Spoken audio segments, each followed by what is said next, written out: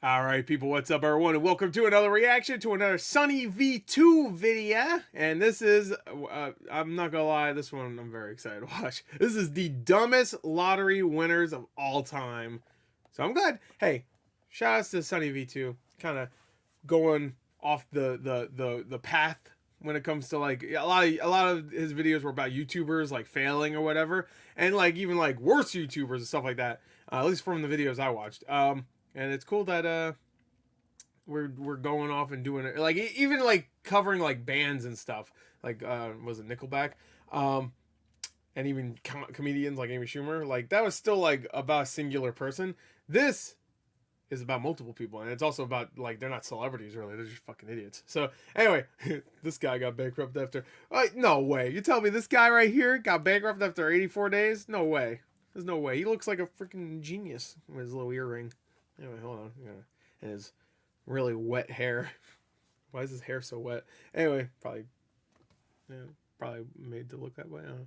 Anyway, let's go. 3, 2, 1, and play. Link in From description. accidentally throwing a £3 million lottery ticket in the bin to spending an entire $16 million prize in under 90 days. These are the absolute dumbest lottery winners of all time, beginning with Jose Antonio Quartok, who almost lost his entire lottery fortune after getting someone else to claim the money for him. What? You see, when Jose won the $750,000 jackpot back in 2010, he was living in the US illegally, so Jose asked his boss to claim the prize on his behalf, as he feared he couldn't claim the money without potentially facing legal trouble and deportation. This worked out perfectly until Jose's boss began to falsely state that he was the one who had actually purchased the ticket. Taking legal action against his boss was risky, given Jose wasn't supposed to be in the country at all. However, given he had security camera footage of him purchasing the ticket, Jose did so and was able to prove that he was the rightful owner to the $750,000 prize. Only $250,000 this went to taxes, another $250,000 was spent on court fees, and throughout the legal process, Jose was jailed for drunk driving and was deported back to Guatemala as soon as he won the court case. However, at least Jose Antonio Quartok got to keep some of his winnings, as Denise Rossi wasn't so fortunate. When Denise won a jackpot of $1.3 million back in 1996, she'd been married to Thomas Rossi for over 25 years, yet their relationship was apparently lacking in transparency, as Denise didn't tell her husband about the win and instead filed for divorce only 11 days after buying the lucky ticket.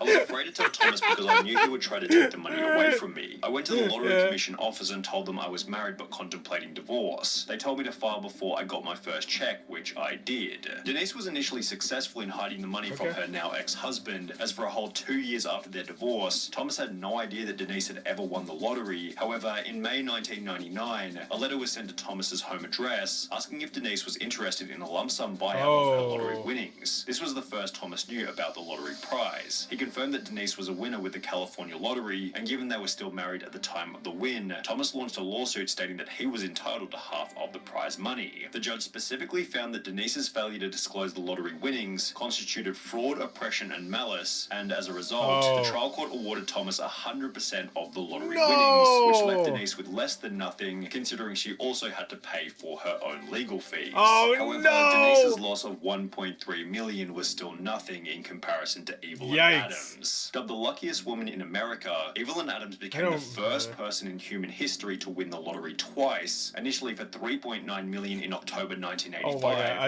I need a pause. I'm sorry. Before winning another $1.4 million only 4 months later. With the probability of this win being... How did your luck come that? You're up there here with luck. What the fuck happened? Only 1 in 17.3 trillion, Evelyn seemed to realize that she had no lottery luck left by stating that she was going to quit playing, and instead began to buy various businesses, including the convenience store where the lucky tickets had been purchased. While you could argue that this was a smart move, Evelyn still hadn't fixed her gambling problem, and instead of buying the lottery tickets, she instead took the rest of her winnings in the Atlantic City casinos, where she lost her entire remaining fortune. That's how they get you. That's how they get you in the long run. Businesses failed one after the other, and by 2012, Evelyn was living in a trailer park while stating to the media, winning the lottery isn't always what it's cracked up to be. Well, Kelly Rogers be fair when you fucking Gamble it all. I mean, if you have an addiction, I can't talk shit. Kelly had a similar outlook, as after winning over £1.8 million at the age of only 16, her life was also ruined. Initially, Kelly stated, "I will not go wild and spend loads. I'm going to take some advice and see an accountant. Hopefully, I will make us all smart for a 16-year-old to even say that. I won't change. But I just want a normal home, it'll work out. I just want a normal car as well." However, as soon as she received the money, you have to say that with a British accent. Kelly instead spent £11,500 on 2 boob jobs, 300 on 2? God damn, what, you got 4 tits? What the fuck? I don't understand. On clothes, makeup, and tattoos, as well as 80. No, that ain't big enough. I need another one. £5,000 on top of the range sports cars. Kelly spent a further £250,000 on holidays to locations including Mexico and Euro Disney, £118,000 on gifts to former I'm sorry. boyfriends, £190,000 in unreturned loans to friends and family members, and £50,500 on solicitors' fees, all of which being purchased while she was still in high school. Kelly did make a few smart purchases, such as an £180,000 bungalow and a £96,000 home for her mum. Okay. However, by the end of the year, that must be most of it. Being on welfare with only £2,000 left in her account. She since stated it was too much money for someone so young. Even if you say your life won't change, it does, and often not for the better. Yeah, I just wish I was a bit older at the time of winning it, because I think at 16 you're still just a child, and overnight you've just got to grow up and become an adult. Which is probably why she's now an advocate for raising the UK's legal gambling age from 16 to 18. I feel like even when you're 18, you're probably too young, but sure.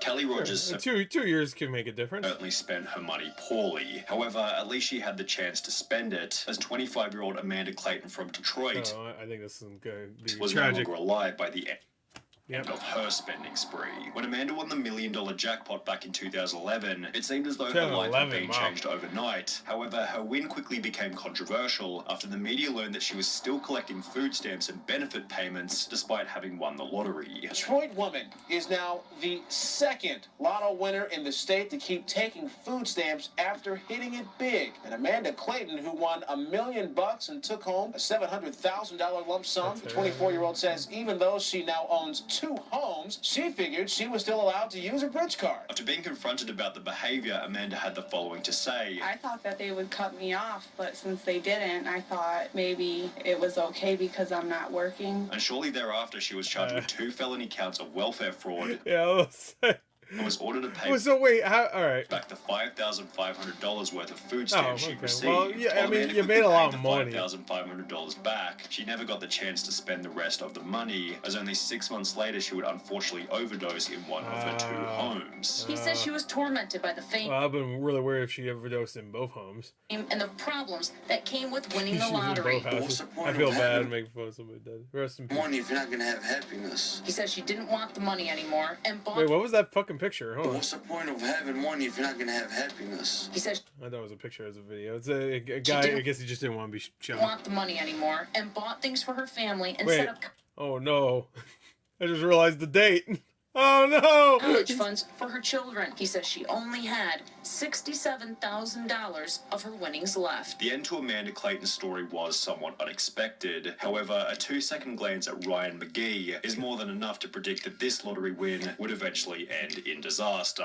After winning £6.4 million back in 2000. Why is everybody toasting? Stop it! At the age of 27, Ryan was placed on the Sunday Times Top 100 Rich list for young people. He purchased a luxury mansion in his home country. I assure you, if I ever won the lottery, which would never happen because I don't play, but if I did, you would not see me on a list like this.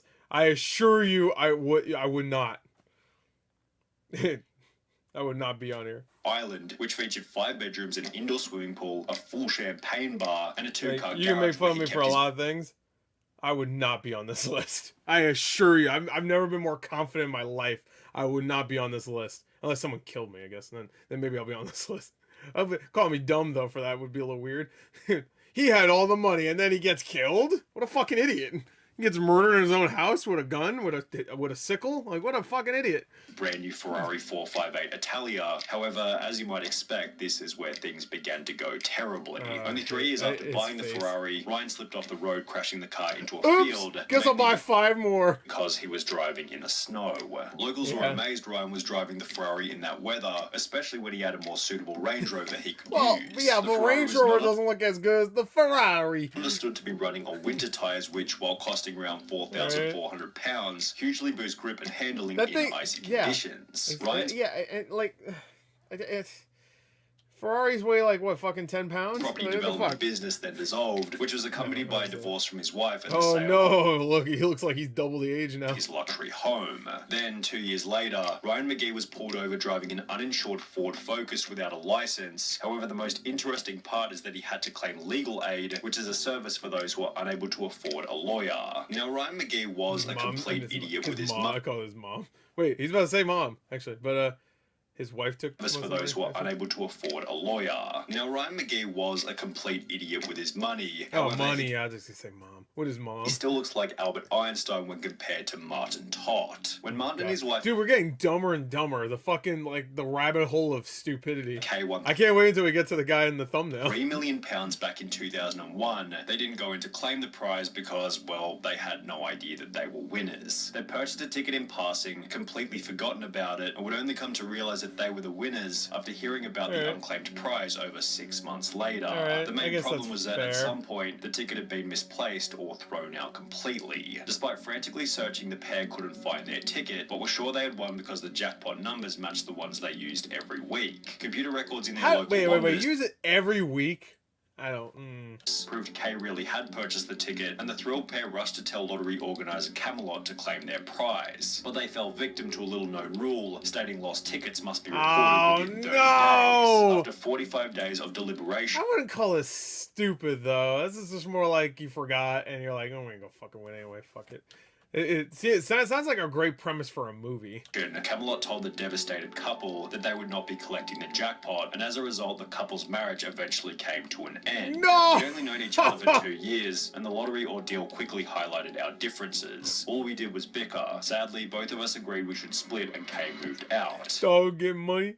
Now I'm alone. Munn seems to have convinced himself that losing the ticket ended up being a good thing, having stated, for a long time I lost sight of who I was and what I believed in. I was just saying because you saw that you two just weren't compatible, and also having that money would have probably ruined his life. Actually, so maybe not ruined his life, but you know.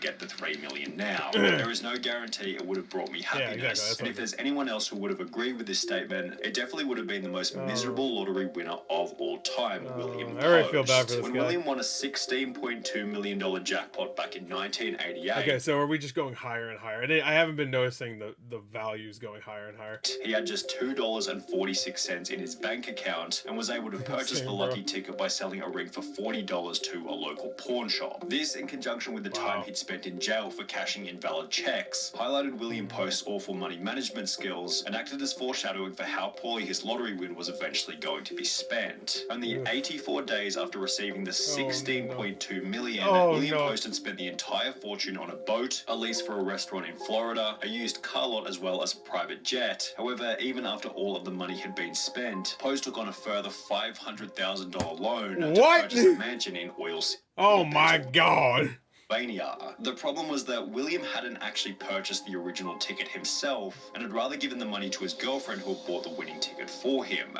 Because of this, she was able to successfully sue him for 1/3 of the winnings, meaning that Post now owed $5.4 million to his ex-girlfriend from the $16.2 million that he no longer had. Since Post...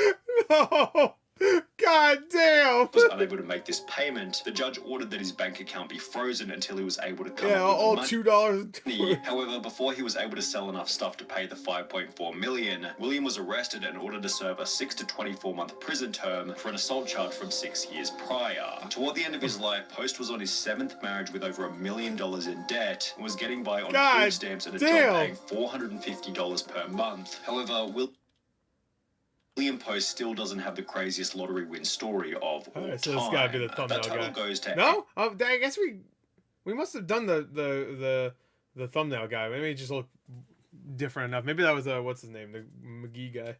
Andrew Jackson I need to look at the Whittaker, whose thumbnail, life would change forever after winning $315 million Holy back shit. in 2002. Oh, he looks really Unlike sad about almost everyone else in this video, Whittaker was actually quite successful prior to winning the lottery, having built up a net worth of over $17 million with the assistance of his construction company. And while this would imply that he was in a position to manage a large lottery win, this isn't what would happen. Whittaker instantly donated 10% of the winnings to churches, Christian groups, and spent a further $14 million that might be good. I don't know which kind of church it is, I guess. Establishing the Jack Whittaker Foundation, which provided free food and clothing for low-income families in West Virginia. Cool. Obviously, you're doing God's work with all this money. Yes, I am.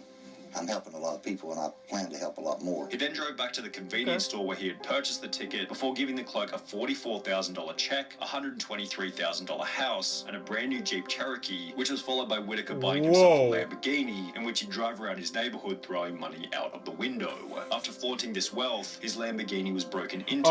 Oh my god. I thought you were gonna say he threw money into someone's car and then they sued him. I thought, you broke my fucking window. Where thieves stole $545,000 in cash. However, this apparently wasn't much of a wake-up call, as his car was then broken into for the second time, resulting in the loss of a further $200,000 cash. Why would you leave your money in there anyway? Who fucking leaves their money in their car? Jack Whittaker's granddaughter... I mean, I know it's a lot of money, but why would you... passed away. His daughter... Oh, no. ...a further $200,000 cash. Jack Whittaker's granddaughter passed away. His daughter then passed away, which was followed by a divorce with his wife. Oh, now you've lost your granddaughter. You're about to be divorced from your wife. Where does this ever end? Leading him to state it looks very different. He had lost everything. I pretty much lost everything I held dear in my life. You got lots of money. Money has never meant anything to me. You have to have money to exist in this world, but money doesn't rule the world. Money is not what makes people happy. And that he wished he had never purchased the lottery ticket in the first place. My wife had said she wished that she'd torn the ticket up. Well, I wish that we had torn the ticket up too. I just don't like what I've become. Jesus Christ. All right, well, that was a tragic ending to a pretty fun video. I mean, I guess some of it wasn't fun. But who the fuck is this? Who the fuck is this guy then? Did I already forget this fucking dude? No, it's not him. Same guy. Is it him? No. Who the fuck is this guy? Am I just not noticing who this guy is because it's fucking... From accidentally... Wait, is that guy? Oh, there's a picture of him again. Antonio Quartok, who almost... dumbest lottery winners of all time. I'm upset. Did I just miss this fucking one dude? I was excited for this guy's fucking story. Maybe it is one of these guys. I just can't be him. No, it can't be him either. He doesn't look like that much of a douchebag. That last story actually was really sad. Anyway, so that got us dumbest lottery winners of all time. That was quite a video. That was quite the video. There you go. Bankrupt after 84 days. So it has to be wait, who was bankrupt again? Shit, I'm sorry. I wasn't even reading that. I forgot about that. Was he bankrupt?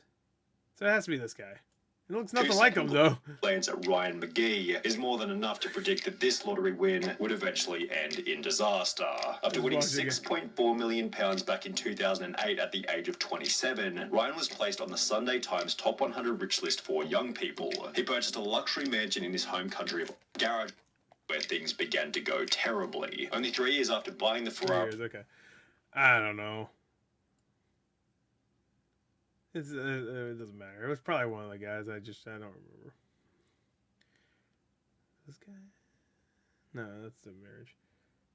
Fuck it, whatever. Who gives a shit? Anyway, that was a fun video. Hope you enjoyed it. Bye.